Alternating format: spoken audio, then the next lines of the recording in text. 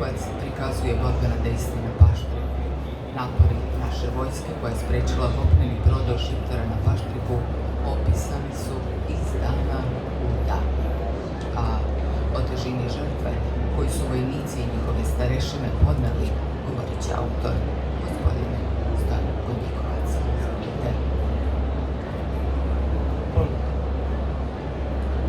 Poštovani narodni poslanici Skupštine Republike Srbije, gospodo generali, predstavnici vojske, policije, uvaženi profesori Beogradskog i Novosadskog univerziteta, dragi saborci, prijatelji književno-historiografskih dela, hvala vam što ste danas sa nama i hvala vam na podršci za sav naš rad i trud koji stoji iza ovih knjiga. Kao i sve u životu, kad se desi prvo, ono ima neko posebno značenje kod svih nas. Tako i za mene, ova knjiga je prva moja knjiga koju sam napisao, ima neku poseban značaj i još jednom hvala vam na prisustvu ovoj promociji i podršci. Kao što vidite, knjiga nosi naziv Prizrenska brigada 1998. i 1999. Sam naslov ukazuje da je sadržaj knjige posvećen ovoj herojskoj brigadi. Herojska je jer je jedna od 6 brigada koja je odlikovana ordenom Narodnog heroja za doprinos u odbrani otadžbine tokom 1999. godine. Podnaslov knjige je sećanje na herojsku 549. motorizovanu brigadu. Ukazuje na segment da knjigu autor piše sa ugla svog viđenja i događaja. Tokom svog službovanja u ovoj jedinici proveo sam 13 godina. U tom vremenskom periodu obavljao sam ključne dužnosti u brigadi, zamjenik i komandant prvog motorizovanog bataljona, kasnije sam bio komandant 55. graničnog bataljona, tokom 98. i 99. godine bio sam načelnik operativnog organa, kasnije još i načelnik štaba i komandant brigade. Tokom tih 13 godina mnoge stvari su se desile koje su sada već naša novija istorija. Uzimajući sve to u obzir, kao i podršku pre svega svog ratnog komandanta, generala Božidara Delića, kad se sretnemo na ulici pa me on priupita: Stole, jel pišeš nešto? Kao i svako od nas kad nešto ne radi, obično nađe izgovor, tako sam i ja uvek nalazio izgovor: ne pišem iz tih i tih razloga. I on mi je ukazivao na značaj i obavezu našu da ostavimo pisani trag vezano za sve ono kroz šta je brigada prošla. Podršku u naporima da napišemo knjigu i ostane taj trajan pisani trag dali su mi stručni ljudi, ukazujući na značaj tih zapisa koji će vremenom, kako vreme bude proticalo, imati. Imao sam posebnu podršku od svojih saboraca iz brigade, koje još jednom pozdravljam i nalaze se u većem broju ovde u sali, i naravno svojih najbližih. I iza mene stoji 2 godine rada tokom pisanja ove knjige i kasnije još oko godinu dana je izdavačka delatnost trajala, da bi knjiga doživjela svetlost dana. Ja sam pisao knjigu sa svoje tačke viđenja. Ja nisam iz brigade išao u Prištinu na prijem zadataka kod komandanta Prištinskog korpusa, ali sam bio u prilici kao uži deo komande brigade da sačekam komandanta brigade, da primimo zadatak, da organizujem, jer je to u opisu dužnosti svoje, proces donošenja odluke u smislu proučavanja i shvatanja zadatka, procene situacije, da komandantu predlažem angažovanje snaga. Kad se donese odluka, U opisu dužnosti također je bilo izrada borbenih dokumenata i obično ujutru ranom zorom kreće se na izvršenje zadatka i ono što smo uveče do kasnih sati planirali, sutra ujutro krenuli bi na izvršenje zadataka. Tako da pišem sa ugla i onoga ko je planirao i organizovao, a i izvodio sve ono o čemu je pisao ovdje. Knjiga sadrži nekoliko delova. U početnom delu ja sam se osvrnuo na samu brigadu, njen organizacijsko-formacijski sastav, mesto i ulogu,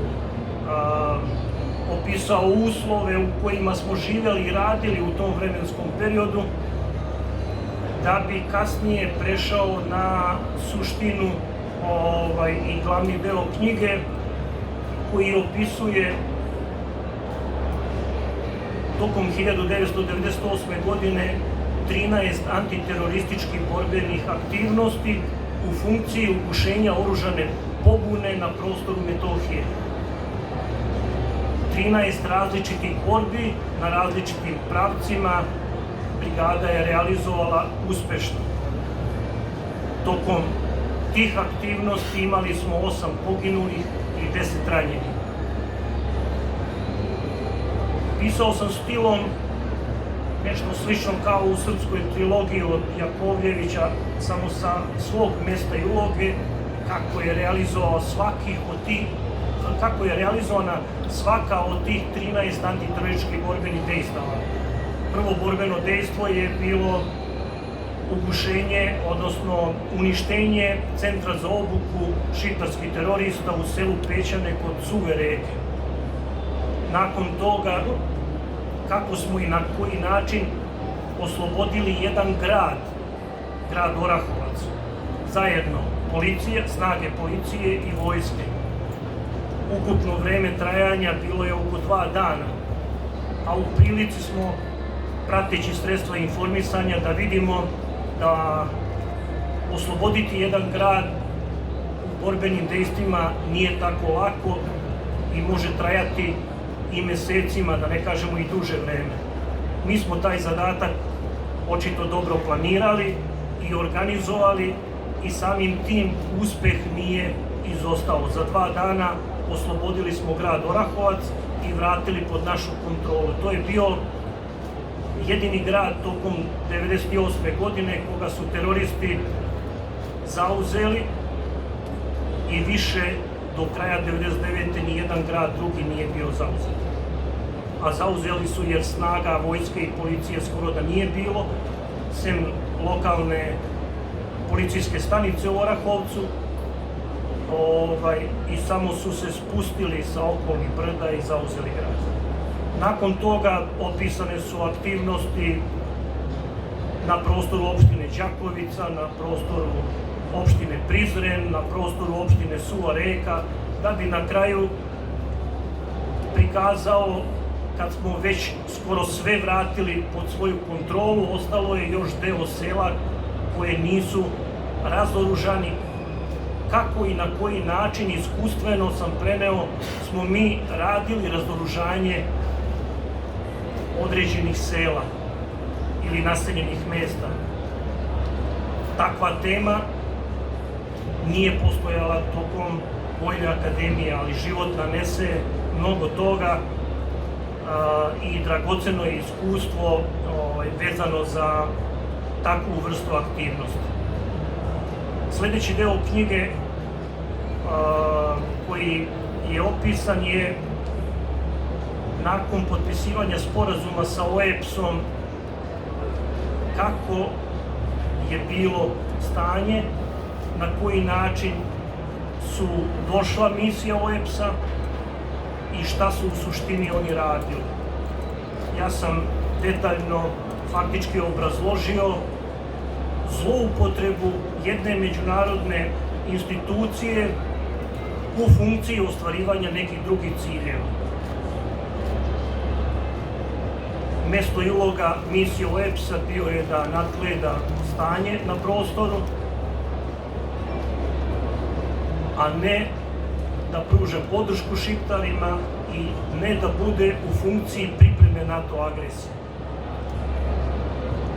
Nakon toga, već početkom marta 1999. godine, kad se već jasno videlo da će doći do NATO agresije, ne čekajući početak NATO agresije, brigada i mi koji smo bili u brigadi, vojnici i starešine, preduzeli smo mere da ponovo vratimo pod svoju kontrolu zonu odgovornosti, izbjegavajući nameru neprijatelja da kad počne NATO agresija krene pokušaj proboja iz Albanije na prostor Kosova i Metohije, a da imamo dejstvo neprijatelja u leđa. Da bi to izbjegli, mi smo faktički do početka NATO agresije skoro sve teritorije ponovo vratili pod svoju kontrolu. Ostalo je jedino uništenje 2 terorističke brigade u zoni između 3 grada, Prizrena, Suva Reka i Orahovca, koji je trajao od 25. do 29. marta 1999. godine. Nakon toga potpuno smo ponovo vladali svojom zonom odgovornosti, što je detaljno opisano kako i na koji način. Opisan je marš i oslobađanje Kabaša, koji se može nedvosmisleno porediti sa Igmanskim maršom, ako nije i teži i složeniji za realizaciju. Opisano je uništenje jedne terorističke specijalne jedinice u selu Ješkovo bez jednog ranjenog ili poginulog našeg saborca i opisali smo kako i na koji način i gde se jedinica nalazila tokom početka NATO agresije. Na našem Drimsko-Kosovskom pravcu nalazila se 549. brigada u funkciji zatvaranja tog pravca i sprečavanja neprijatelja da iz Albanije kopneno prodre na naš prostor. Nakon zaustavljanja neprijatelja na pravcu Košara, jasno se videlo i moglo zaključiti da će sljedeći pravac napada biti preko naše zone odgovornosti, odnosno preko planine Baštre. Pitanje je bilo samo procene datuma početka borbe i na koji način, kojim taktičkim pravcima. Kako se dešavala bitka na Paštriku, opisano je iz dana u dan, od 26. maja do 14. juna. Nakon toga preneli smo iskustvo u knjigu kako se jedna jedinica koja je u to vreme brojala oko 14.000 ljudi sa svom tehnikom, što u granicama broja ljudi dolazi kao da je divizija, kako je realizovala dislokaciju iz svoje matične zone u novu zonu. Dragoceno iskustvo, posebno za kolege iz vojske. Dolazak u novu zonu odgovornosti, posedanje kopnene zone bezbednosti i opisano je na koji način je realizovan ulazak u kopnenu zonu bezbednosti. Bio sam komandant snaga vojske i policije u sektoru D i rukovodio ulaskom u kopnenu zonu bezbednosti u tom sektoru. Kako, na koji način smo radili, također je opisano u knjizi. I nakon toga do 2007. godine do gašenja brigade. Malo sam se i osvrnuo, jer takva su vremena bila na pokušaj diskreditacije brigade i svega onog što je brigada učinila u funkciji odbrane otadžbine. I na kraju knjige posebnu težinu ima da smo ostavili pregled poginulih pripadnika naše brigade tokom 1998. i tokom 1999. godine, da ne ostanu zaboravljeni. Na taj način smo odali dužnu pažnju saborcima koji su sticajem okolnosti dali najvrednije funkcije odbrane otadžbine. Na kraju ovog svog 10-minutnog izlaganja želeo bih se zahvaliti iz izdavačkoj kući Medija centru Odbrana, urednici koja mi je mnogo korisnih sugestija dala i pomogla u procesu izdavačke delatnosti, recenzentima, pukovniku doktoru Slobodanu Đukiću, načelniku katedre vojne istorije na Vojnoj akademiji, profesor doktor Suzani Rajić, načelnici, odnosno šefici katedre za noviju istoriju Filozofskog fakulteta u Beogradu, kao i svim saborcima koje sam konsultovao kako bi verodostojno bilo napisano sve ono o čemu smo pisali. Na kraju još jednom hvala svima na dolasku na promociju ove knjige i koga ova problematika interesuje, nadam se da će mnogo toga zanimljivo naći da pročita. Hvala lepo.